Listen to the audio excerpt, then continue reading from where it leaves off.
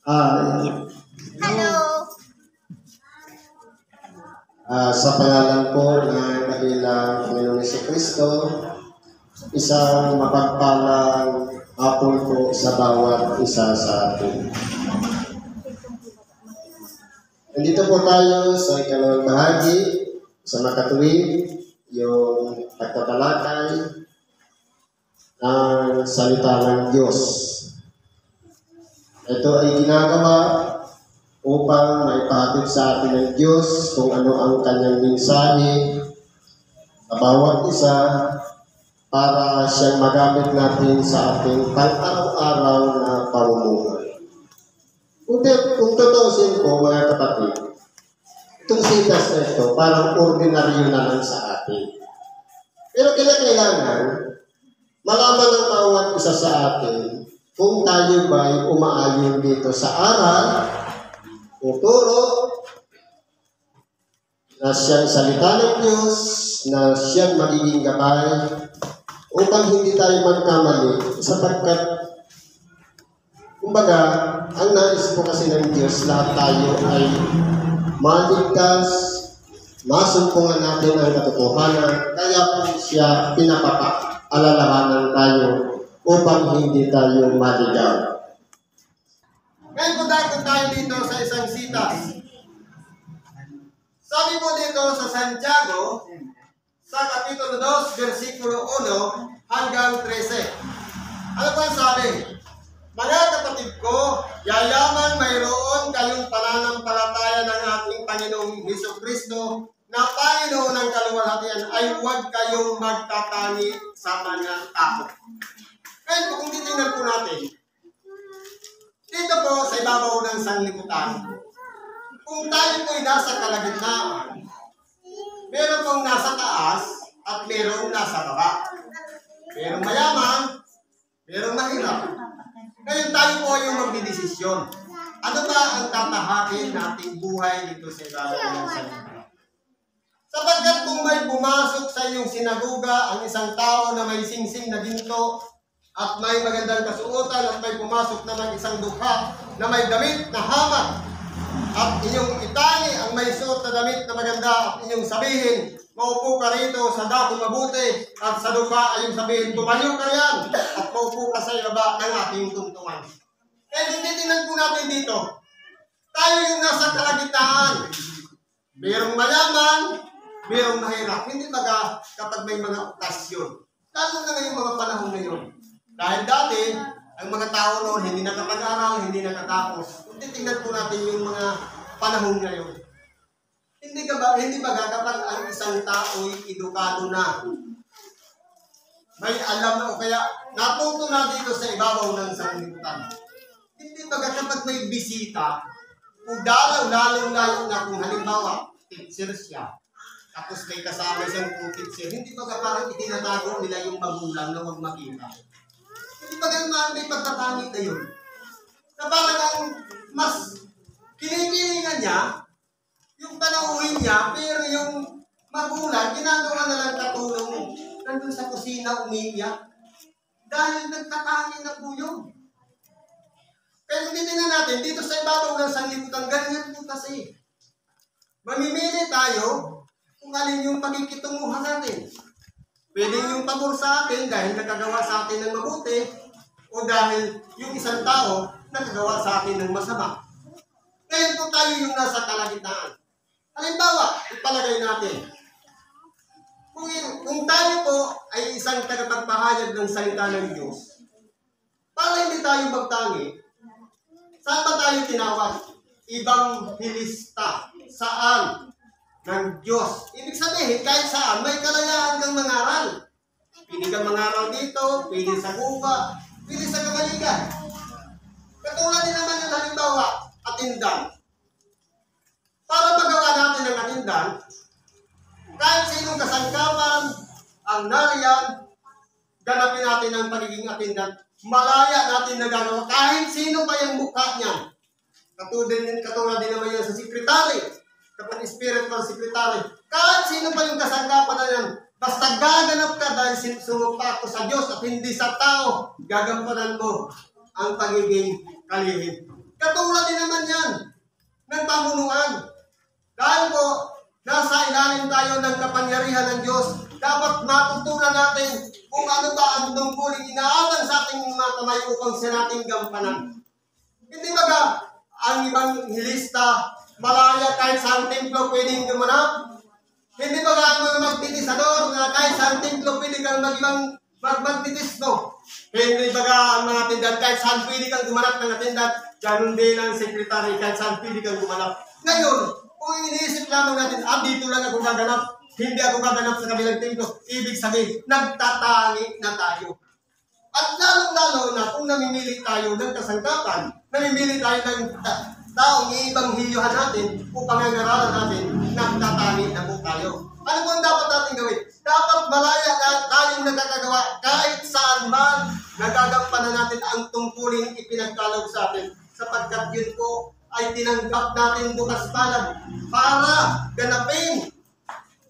Kung may kinikilingan tayo, nagtatangi na po tayo. Ano bang sabi dito? Hindi ba kayo'y nagtatangi sa inyong sarili at nagiging mga hukom na may masasamang pag-iisip?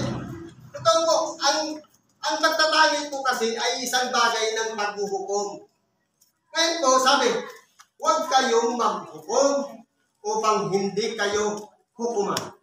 Ngayon po, kung halimbawa nakita natin ang isang kapwa, nagkamali, nalinis ng landas, o kaya napalayo, hindi na pumupunta ng templo, ano po ang dapat natin gawin? Dapat nakuha natin yan. Bigyan natin ng halagang kanyang buhay, kasama siya doon sa 99 na nawawala yung isa para mabuo yung 100. Ngayon, kung halimbawa, mas kinipilan niya natin yung 99, wala tayong pakialam sa isa, nagkakaroon tayo ng pagtatangi sa ating kapwa. Kaya ano po ang dapat natin gawin? Para hindi tayo pumasok sa masasamang pag-iisip, dapat po ipakita natin ang tinatawag na pag-ibig sa kapwa, pagpapahalaga sa kapwa. Dinggin ninyo, mga minamahal kong kapatid, hindi ba pinili ng Diyos ang mga dukha sa sanglibutan ito upang maging mayayaman sa pananampalataya? At ang tagapagmana ng kahariang ipinangako niya sa mga nagsisiibig sa Kanya? Totoo po, ang tanong, tayo po ba talaga ay mga dukha? Sapagkat sabi nga kanina, ang kumakain ng sagana ay isang tao na pwedeng sabihin mayaman. Kumakain siya ng 3 beses sa isang araw, may merendang snack at midnight snack pa. Kaya doon titingnan po natin, kung tayo po ay kasama doon sa mahirap, yung bang nalilipasan ng gutom, minsan walang kain ng tanghali, minsan agahan lang, tapos hapunan na ang kasunod. Yun yung mga mahihirap, yun yung mga pulubin. Pero ano ba nangyayari? Kung tayo po ay nasa kalagayan ng isang mananampalataya, dapat maunawaan po natin ano ba ang kalagayan natin, ano ba ang status natin sa komunidad. Tayo sa harapan ng maraming tao. Tayo ba'y mayaman o tayo ba'y dukha? Ang pagkakakilala ng mayaman, kumakain ng sagana. Ang pagkakakilala ng dukha, walang ibang inaasahan maliban ang kahabagan ng kapwa. Walang trabaho, walang hanap buhay, may mga sakit o karamdaman, mga problemado na pagkamisan, ang iba'y hindi na maabot ng pag-iisip, ang gusto nila magpatiwakal na. Dapat po sila ang kahabagan natin. Kaya kung titingnan natin, hindi baga, sabi dito, tingin ninyo mga minamahal, hindi baga pinili ng Diyos ang mga dukha. Sino-sino ngayon yung mga dukha? Yung mga kapuspalad, yung walang ibang inaasahan. Pinili sila sa sanglibutan ito upang maging mayayaman sa pananampalataya. Kaya kung titingnan po natin, yung walang inaasahan, walang kabuhayan, walang hanap buhay, o walang ari-arian, na kumbaga, sa panahon kasi ngayon, lalong-lalo na kung meron tayong karamdaman, kung wala kang salapi, hindi ka i-entertain sa doktor. Pero kung meron kang salapi at meron ka pang nakasabit yan sa iyong liig, ang doktor will entertain yan. Pagka minsan tatanungin ka pa, meron ka bang PhilHealth? Kung meron kang PhilHealth, entertain ka niyan. Sino ba ang ginagamot? Yung sakit mo o yung pera? Dahil ang kabuhayan nila, hanap buhay nila, ang profession nila ay doon sila makakuha ng sahod nila. Siyempre, nagre-rekomendahan na yan kahit hindi naman pwedeng i-ultrasound o kaya i-x-ray. Pwede naman siguro painumin na lang ng gamot. Bakit hindi patumbukin yung gamot na ibibigay? Kundi pagpasapasahan ko. I-try mo na yung 1 linggo, 2 linggo. Kung may pagbabago, wag bumalik at kung wala pa rin. Kaya tinitingnan po natin, pinipirahan lang tayo. Sabi nga ng isang doktor na kausap ko, alam mo ba ang ibig sabihin ng tinatawag na maintenance? Ang maintenance, para yan sa linya ng kuryente. Maintenance, habang buhay ka dyan, mag-aasikaso sa linya na gan. Ibig sabihin, kung sa gamot, sa high blood, bibigyan ka ng maintenance, habang buhay siyang may kita doon sa gamot na binibili mo kahit 5 piso lang yan. Ibig sabihin, investment yan para sa kanila. Para sila yung makinabang sa atin. Kaya kung titignan ko natin, sabi dito, ang mayayaman at ang mga tagapagmana ng kaharian ipinangako niya sa mga nagsisiibig sa kanya. Kaya kung tayo po ay isang dukha, tayo yung mapapalad sapagkat tayo yung mayayaman sa pananampalataya. Na kumbaga, sa kabila ng kalakasan ng ating pananampalataya, kahit walang-wala tayong salapi, nagtitiwala lang tayo na sa pamamagitan ng kapatid kong ito'y gagaling ako. Inumin ko lang ang gamot ito, bagamat ito'y halaman lamang, pero tayo'y gumagaling. Ibig sabihin, napakalakas ng ating pananalig, kaya tayo'y gumagaling. Ano ba sabi dito? Ngunit inyong niwawalang puri ang mga dukha. Hindi ba tayo ay pinahihirapan ng mayayaman at sila rin ang kumakalagkat sa inyo sa harapan ng mga hukuman? Totoo po, kung titignan natin, dito sa ibabaw ng bansang ito, ng Pilipinas. Alin ba dito ang kape? Sabi nga, ang hukuman, isang taong nakatayo, may hawak na timbangan para pantay ang pagbubuska.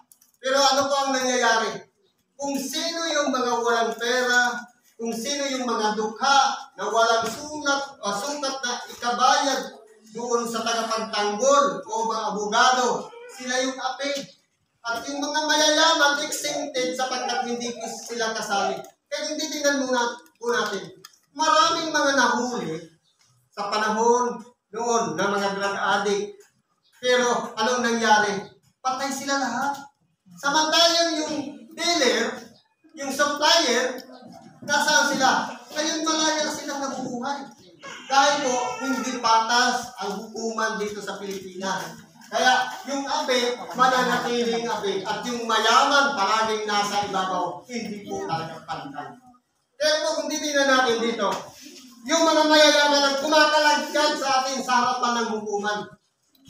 Katulad ng isang maranda na nagnakaw lamang ng mangga na kumbaga lumagpas dun sa bakuran, ipinakulong na. Samantalang yung mga politiko, yung mga nasa kapangyarihan, hindi man lamang sila patinag, kahit may mga kaso ng patong-patong, hindi pa rin sila nagagapit dahil sumasa kanila ang hukuman.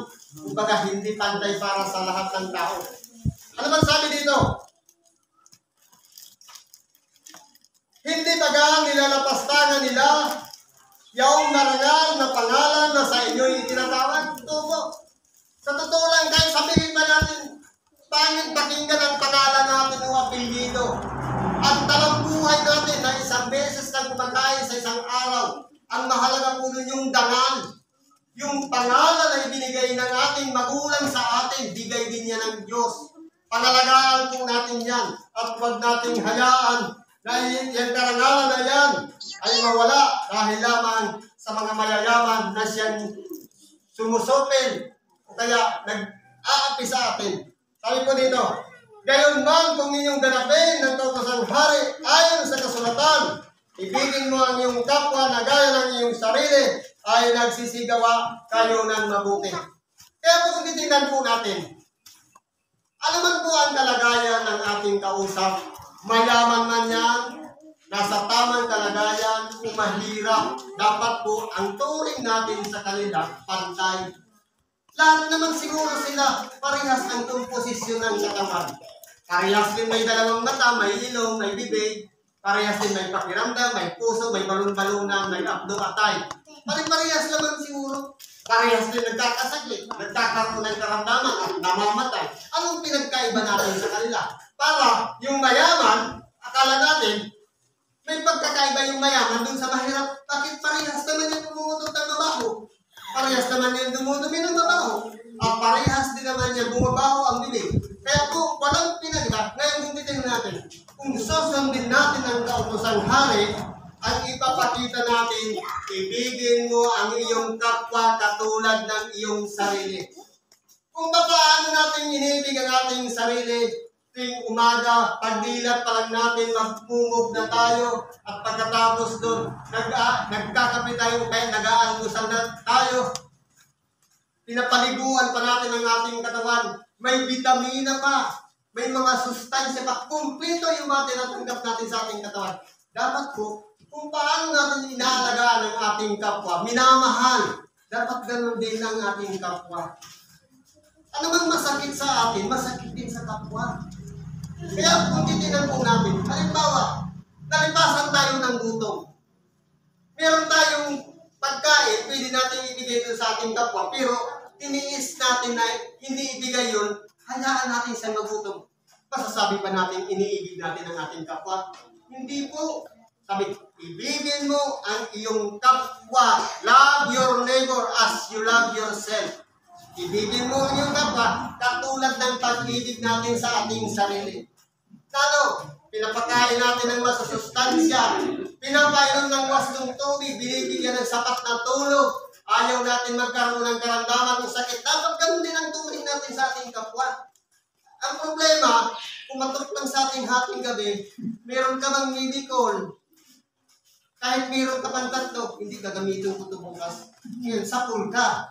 Kahit inaasahan mo, gagamitin mo. Kahit wala ka namang lagnat, lalagnatin ka dahil pinaghahandaan mo na ang iyong sarili. Ano ang dapat natin gawin? Ibigay natin yan. Sabi nga kung titignan mo yung isang talinhaga, yung karanasan noon, nakita ng ating dakilang kami, yung mayaman, naguhulog sa kabangyaman ng labis sa kanyang sarili. Kumbaga yung mga sobra-sobra sa pera. Pero yung isang bao, naguhulog siya ng buong husay na pambili niya na lang ng pagkain, inihuhulog niya pa sa kaban. Kaya po, una natin titingnan, ano ba ang kalagayan ng ating kapwa? Masikip ba siyang nangangailangan na siya yung may lagnat? O tayo na walang lagnat? Pinaglalaanan natin ang ating sarili. Marahil siguro, natatalas natin, bukas lalagnatin tayo, kaya naglalaan tayo ng antibiotic, kaya ayaw natin ibigay. Baka ganon. Kaya kung titingnan po natin, maunawaan natin, ang pagpapahalaga po kasi sa kapwa, sabi nga, ano mang ginawa mo sa iyong kapwa, ginawa mo sa atin. Dahil, hindi pwedeng sabihin, ako lang yung kinananahanan ng Diyos, si Kristo nandito. Bakit yung mayaman, hindi ba marunong manalangin? Nasasabi niya, Diyos ko, mahabag ka sa akin at may makasalanan. Hindi, paano kung nananahan doon si Kristo? Tapos nilain natin, ano man ginawa natin sa ating kapwa, ginawa natin kay Kristo. Kaya po, palagi natin ituturing sa ating kapwa, naririyan si Kristo. Kaya pahalagahan natin sila. Ano ba sabi dito? Datapwat kung kayo'y nagtatangi ng mga tao at ay nagkakasala kayo. Ibig kong palang sabihin, kapag nagtangi ko pala tayo, halimbawa, gusto ko sa ganito, ayaw ko sa kanya. May pagtatangi na po yun, kasalanan na po pala yun. Para hindi tayo magkasala, kahit saan malaya kang makakapunta. Hindi ba ka sarap matulog, ng mahimbing, ipikit talaga yung mata, parang dinig ng Panginoon yung panalangin dahil malinis ang iyong kalooban. Kaysa naman, parang hindi tayo makatulog dahil, ano kaya, bakit na ba kami o hindi? Ano ba? Dapat po hindi ganoon. Kundi kinakailangan, ipakita natin sa ating sarili na dapat tayo huwag magtangi ng ating kapwa. At kumbaga, dapat ang paningin natin sa kapwa, pantay-pantay. Sabi nga, ang ipinapakita natin pag-ibig sa kapwa, parehas din sa isa. Hindi lamang yung isa. Kapag lamang yung isa, may pagtatangin na. Kung halimbawa, 50% yung pakikitungo natin sa ating kapwa, pati sa kaaway natin, 50% din. Dapat hindi lumalamang ang isa. Kapag lumamang ang isa, may pagtatangin kayo. Kumbaga, nandun na yung kalooban natin, dito ako. Sapagkat ito, hindi ako kaaway nito. Pag kaaway ay, dito ayaw ko sa kanya. Parang yung nagtatangin na tayo na. Kasalanan po yan. Ano bang sabi dito? Katapat kung kayo'y nagtatangin ng matay ng nagkakasala at kayo'y hinahatulan ng kutusan na gaya ng mga suwail. Ang kasalanan po pala yan, itinutulad tayo sa suwail. Ibig sabihin, matigas ang ulo. Dahil itinuturo na nga, ang magturingan, magkakapatid, pero ayaw pa rin maging pantay yung tingin sa kanyang kapwa. Kundi may pagtatangin pa rin. Suwail po ang tawag doon. Ano ba sabi nito? Sapagkat ang sino man gumaganap ng buong kapusan, kaya may natitisod sa isa, ay nagiging makasalanan sa lahat. Bakit to? Sa buong kautosan, hindi ba kung titingnan po natin? At alam lang kasi natin, 10 utos. Marami po yan. May pangtuntunan, may mga kautosan, may mga kung ano-ano pang mga ipinagkalog na mula sa mga propeta. Mga habilin, mga warning, at meron din mga kahatulan, sanksyon. Kapag ginawa mo ito, ganito ang parusa mo. Sabi noon, mata sa mata, ngipin sa ngipin. Halimbawa, nung panahon po kasi, kapag nakabungi tayo ng isang ngipin ng ating kapwa, ang kahatulan mo, bubungiin din ng isang ngipin. Kapag nakasugat tayo, susugatan din tayo. Kapag nakapatay tayo, papatayin din tayo. Kapag nakaputol tayo ng kamay, puputulin din ang kamay natin. Yun ang mata sa mata, ngipin sa ngipin. Muna ang sabi ng ating nagilang. Ngunit, ngayon sinasabi ko sa inyo, ibigin ninyo ang inyong mga kaaway at idalangin ninyo ang sa inyo'y nagsisiusig. Ngayon, paano natin gagawin yan? Kung tayo po, may irali natin yung kalooban natin, hindi po yan natin kaya gawin. Hayaan natin yung pagkaliga ng Espiritu Santo ang gumabay sa atin. Kaya natin gawin yun.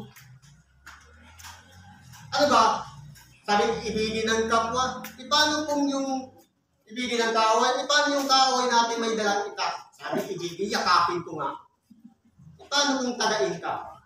Paano natin ipapakita yung pag-ibig? Idalawin natin siya na maglinaw ang kanyang isip para kinabukasan, bakit na kami? Hindi ba maganda yun? Kaya po, kung meron tayong iniisip na ang inisip lang natin sarili natin, wala tayong pakialam sa iba, mapapahamak po tayo. Kaya kinakailangan po pantayin natin yung pakikitungo sa ating kapwa. Kay mayaman man yan, kay dukha man yan, kay kaaway man yan, kay kaibigan, kay kabati man yan, o hindi. Lahat po pantay ang tingin natin sa ating kapwa. Yan po ay pagtupad sa kautusan. Sabi dito, sapagkat ang sino man gumaganap ng buong kautusan, gayon may natitisod sa isa ay nagiging makasalanan sa lahat.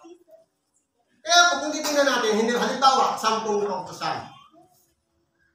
Sabi dito, sapagkat ang nagsabi, huwag kang mangalunya, ay nagsabi naman, huwag kang pumatay. Ngayon, kung ikaw ay hindi nangangalunya, ngunit pumapatay ka, ay nagiging suway ka sa kautusan. Ito po, hindi ba na nagsabi na huwag kang mangalunya, huwag kang pumatay, huwag kang mag-imbot, huwag kang gagawa ng anumang larawang inaniwala o mga Diyosan. Ibigin mo ang iyong galang mo ang iyong ama at ina. Hindi ba isa lang ang pinanggalingan noon? Ang Diyos. Ngayon, ibig sabihin, kahit pa i-perfect natin yung siyam, hindi tayo nangangalunya, hindi tayo nagnanakaw, hindi tayo naiimbot sa ating kapwa. Ang imbot po kasi yung halimbawa, pag mayroon siya gusto ko, mayroon din ako. Ayun yung imbot.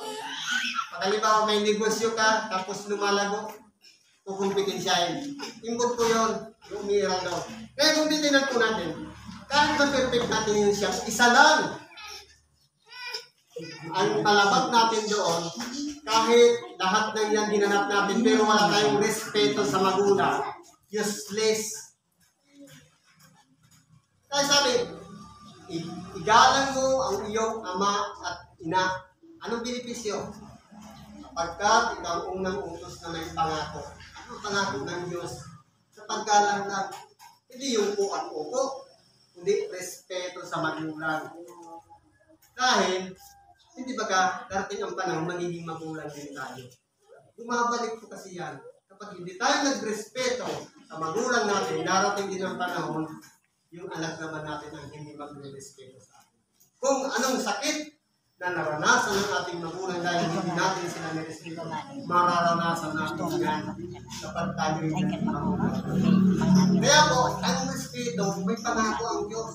Upang mabuhay kang malaon sa lupa, humaba ang buhay, at maging mabuti ka sa ibabaw ng lupa. Ibig sabihin, yung buong maghapon natin walang problema. Hindi tayo nagkaroon ng karamdaman o anumang sakit. At mahaba pa ang ating buhay. Yan po ang importante. Pero anong nangyayari ngayon?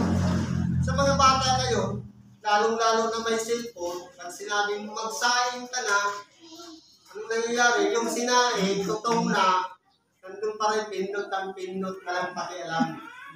Wala nang pagpapahalaga sa magulang.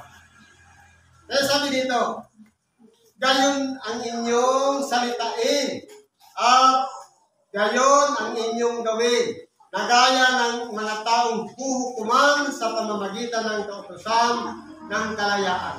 Kaya po, totoo, malaya nating magagawa ang lahat ng bagay. Pero kung merong kautusan, may magiging warning yun sa atin ng mga limitasyon. At meron din kalakip ng ating pagkatao, meron tayong budhi. Yan po ang tagapagpaalala sa atin, huwag mong gawin yan. Anumang bagay na masakit sa kapwa, ang budhi natin na nagpapaalala na huwag mong gawin yan. Kaya tinuturuan tayong maging mabuti ang pakikitungo natin. Sabi dito, sapagkat ang paghuhukom ay walang awa sa hindi nagpapakita ng awa. Kaya po, kung halimbawa tayo, hindi tayo nagpapakita ng awa sa ating kapwa. Halimbawa, tayo sa Diyos, pinakinggan yung ating panalangin at pinatawad tayo. Pero yung taong nagkasala sa atin, ayaw natin patawarin. Sayang lang yung pagsabi natin sa panalangin, patawarin mo kami ng aming mga kasalanan. Gaya naman namin na nagpapatawad sa may sala sa amin. Kaya ngayon, para ma-release, mapatawad ang ating kasalanan, dapat unang-una tayong magpatawad sa kapwa. Dahil yun po ang protocol o proseso ng pagpapatawad ng Diyos. Walang iba, anumang kabigatan sa ating kalooban, patawalan na natin yan. Sapagkat kinakailangan ng malahan yan ng pag-ibig. Yan po ang pinakakailangan natin. Sabi pa po dito, ang paghuhukom walang awa sa hindi nagpapakita ng awa. Ang awa ay lumuluwalhati laban sa paghuhukom. Kaya kung titinan po natin, sa araw ng paghuhukom, hindi na po pwede katulad ng paghuhukom sa sanglibutan na kailangan mo pa ng defender. Na kailangan mo pa ng abogado para ipagtanggol. Sa harapan ng Diyos, huhukuman tayo, depende dito sa isinulat na napakinggan natin dito. Kung anumang nabasa natin dito at nilabag natin, dahil tayo naisa na ni Kristo, hahatulan tayo doon sa aral na ating tinanggap. Wala na doon abogado, hindi na pwedeng ipagtanggol. Kaya kung sa parusa na ang direksyon, hindi na pwedeng mag-apila para mabago yung desisyon. Kung direksyon na sa impyerno na pala. Kung direksyon na sa buhay na walang hanggan, mapalan tayo kung kasama tayo doon. Kaya unang-una, pahalagahan natin ang ating kapwa.